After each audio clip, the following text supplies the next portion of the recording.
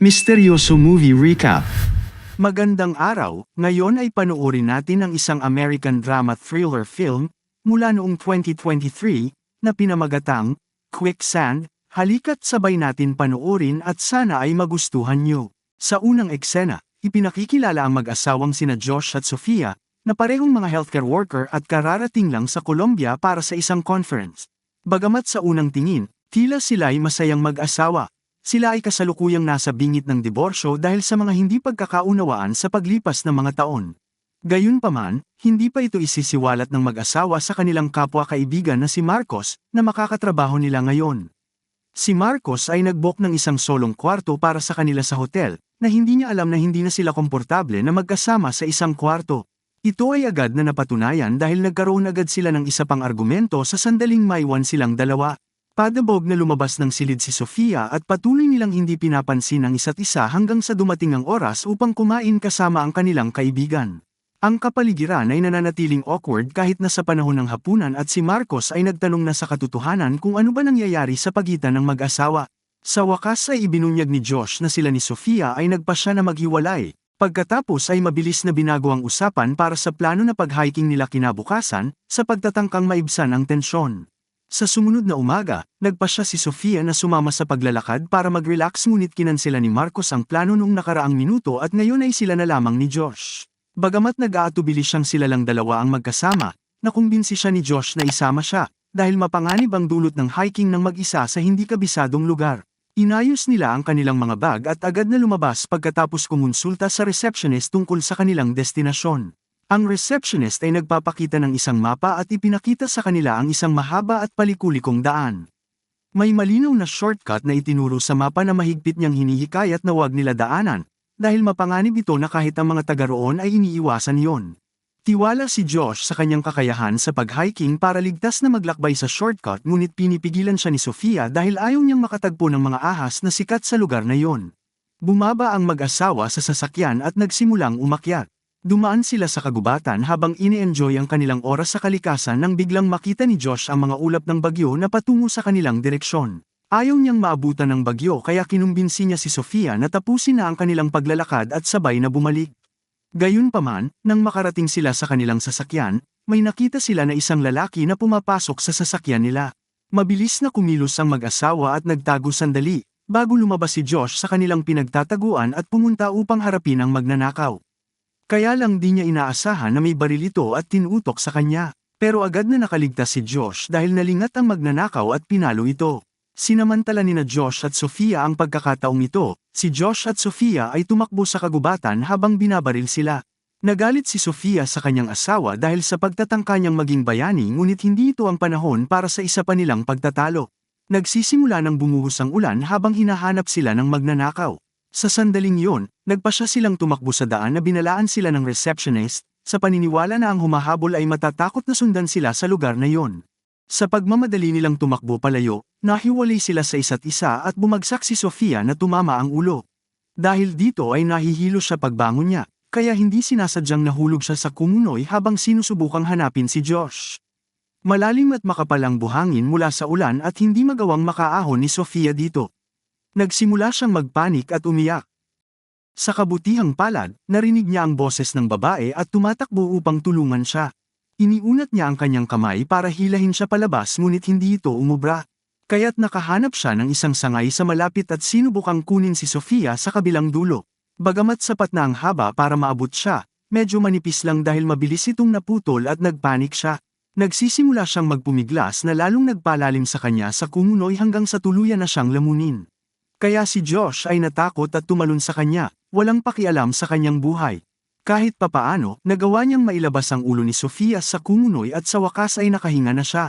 Nagawa ni Josh na iligtas ang kanyang buhay ngunit ngayon ay pareho silang nakalubog na walang makakatulong sa kanila.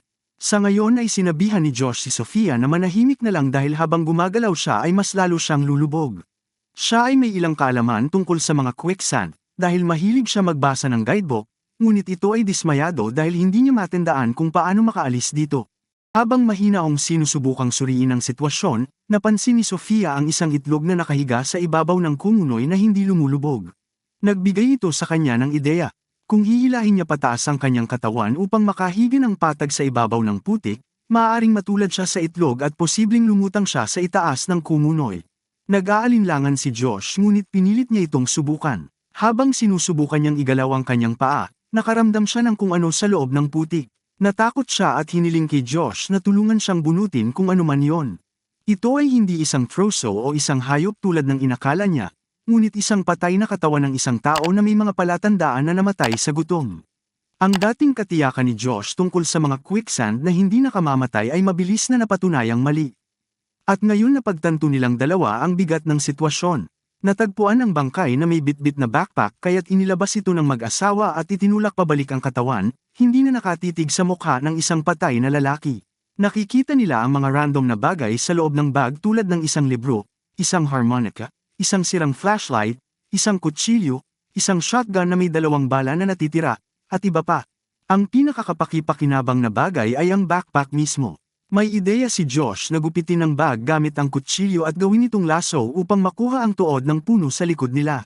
Hindi kumpiyansa si Sofia sa ideya ngunit wala silang choice kundi subukan kung gusto nilang magkaroon ng pagkakataong makatakas. Balik tayo sa loob ng hotel, medyo hindi mapakali si Marcos sa pagkawala ng kanyang mga kaibigan. Narinig niya ang voicemail na iniwan ni Josh na pinapaalam niya sa kanya na umalis silang mag-asawa, ngunit hindi maiwasan hindi mag-alala ni Marcos na parang may kakaiba siyang nararamdaman.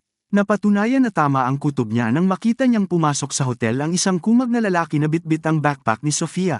Siya ang magnanakaw na humahabol sa mag-asawa. Lumapit si Marcos sa lalaki upang harapin siya nang makita niya ang isang malaking bahid ng dugo sa kanyang dibdib at mabilis na inatake niya ang magnanakaw hanggang sa bumagsak sila sa lupa. Naging sanhi ito upang lumabas ang baril sa damit ng magnanakaw at lalong nagalit si Marcos. Akmang sasalakayin na naman niya siya ngunit ang mga empleyado ng hotel ay mabilis na nakialam para putulin ang away at hulihin silang dalawa. Sa oras na ito sa loob ng kagubatan, nagawa ni na Sofia at Josh na gumawa ng lubid mula sa backpack at sinusubukang isabit ito sa isang tuod ng puno. Ngunit sa kasamaang palad, ang lubid ay masyado pang maikli. Kaya nang mawalan sila ng pag-asa, may isang sinag na nagbigay muli ng pag-asa nang may dumaan na isang helicopter. Lumilipad ito sa ibabaw ng mga puno at sila ay sumisigaw at kumakaway upang mapansin sila ngunit wala itong epekto. Masyadong makakapal ang mga puno para makita sila ng mga tao sa loob ng helicopter. Sumuko na si Josh sa pagsisikap na kunin ang atensyon nila ngunit nagdadalawang isip pa rin si Sofia na palipasin ang pagkakataong ito. Pilit niyang sinisindihan ang lubid upang mapansin ang helicopter ngunit ang paligid nila ay masyadong basa para makagawa ng apoy. Kaya naman mariing tumanggi si Josh na gawin ito. Kung sinindihan nila ang lubid at hindi pa rin sila nakikita ng helicopter, talagang ma-stranded sila. Ang lubid ang kanilang huling pag-asa.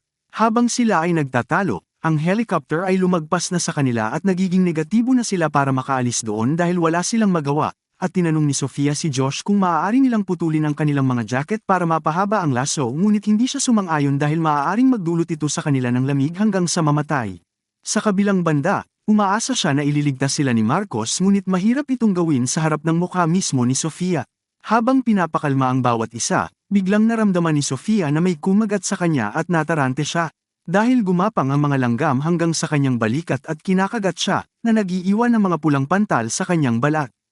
Nang marinig ang kanyang sigaw, mabilis na iniabot ni Josh ang isang bote ng alak at inutusan siyang ibuhos ito sa kanyang balikat. Sa kabutihang palad, ang alak ay gumaganap bilang isang insect repellent at si Sofia napakalma ang kanyang sarili mula sa kanilang sitwasyon. Matapos iyon, tiningnan niya ang bote ng alak na iniabot sa kanya ni Josh at natauhan siya. Akala niya ay matino na siya ngunit inamin ni Josh na bumalik siya sa pag-inom dahil sa stress ng kanilang hiwalayan. Habang naipit sa mapanganib na sitwasyong ito, kasama ang bigat ng kanilang naudlot na relasyon ay nagpaparamdam sa kanila ng lungkot. Pinipilit nilang pigilan ang kanilang mga emosyon sa abot ng kanilang makakaya, ngunit nagsimulang mamuo ang mga luha sa kanilang mga mata. Habang umiiyak sila ay biglang naalala ni Sofia ang baril. Maaari sana nilang gamitin ang baril para makuha ang atensyon ng helicopter, ngunit huli na ang lahat at puno sila ng panghihinayang. Nang walang magawa, sinimula ni Sofia na putulin ang mga strap sa shotgun upang magdagdag ng haba sa kanilang laso. Ngunit naisip niya na kulang pa din ito dahil hindi makabuo ng lubid na kailangan nila. Pagkatapos ay sinabi sa kanya ni Josh na hintayin na lamang si Marcos na tumulong sa kanila. Ngunit nasa loob sila ng malawak na kagubatan na ito kaya hindi kayang ilagay ni Sofia ang lahat ng kanyang pananalig kay Marcos lamang. Habang sila ay nagtatalo, may isang ahas na gumagapang mula sa likod ni Josh. Pinilit nilang manatiling tahimik at hayaang dumaan ang ahas ngunit patuloy itong lumalapit sa kanila. Hindi makalingon si Josh kaya naisip ni Sofia na kunin ang baril at barilin ito. Ngunit sa oras na mailabas niya ang kanyang braso at barilin ang ahas, huli na ang lahat dahil kinagat ng hayop ang kamay ni Josh bago tumakas. Kumilos si Sofia at itinali ng mahigpit ang kanyang braso gamit ang lubid. Ngunit naramdaman na ni Josh ang sakit ng kamandag at may maksimum na 6 na oras pa siya bago siya mawala ng buhay. Sa kabilang eksena, sa loob ng kulungan kung saan kasalukuyang nakakulong si Marcos at ang magnanakaw. Nakipagdeal siya sa magnanakaw para ibunyag ang kanyang nalalaman tungkol sa kanyang mga kaibigan kapalit ng relo ni Marcos.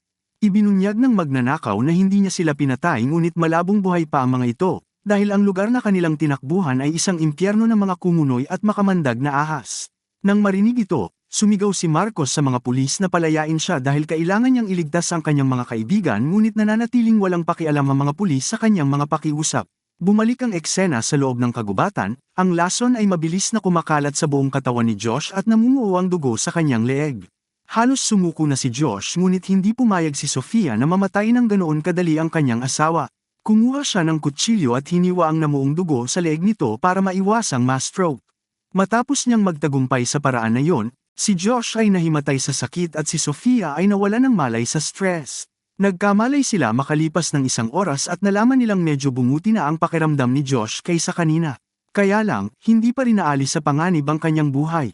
Desidido si Sofia na dapat makalaya ang kanyang asawa sa kumunoy na ito at mapagamot agad, kaya nakaisip siya ng bagong plano. Papatayin niya ang ahas at gagamitin ang katawan nito bilang lubid.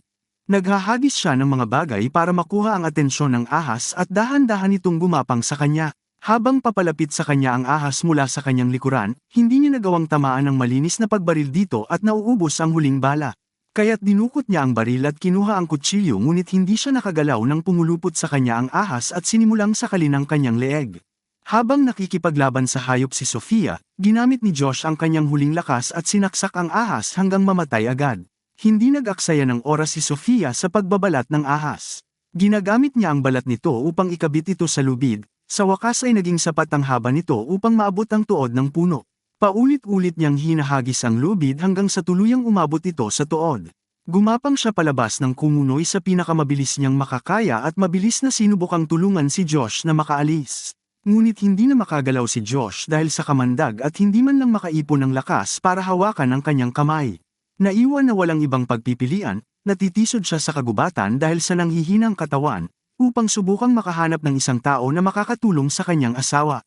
Halos gabi na nang marating niya ang kalsada sa kanyang nagdedeliryong pakiramdam. Sa pamamagitan ng isang mahimalang pagkakataon, dumating si Marcos sa oras kasama ang isang ambulansya at isang search team. Mabilis silang tumakbo sa kagubatan upang hanapin si Josh at si Sofia ay tahimik na nakatingin sa kanilang direksyon na umaasang makakahanap ng balita tungkol sa kanyang asawa.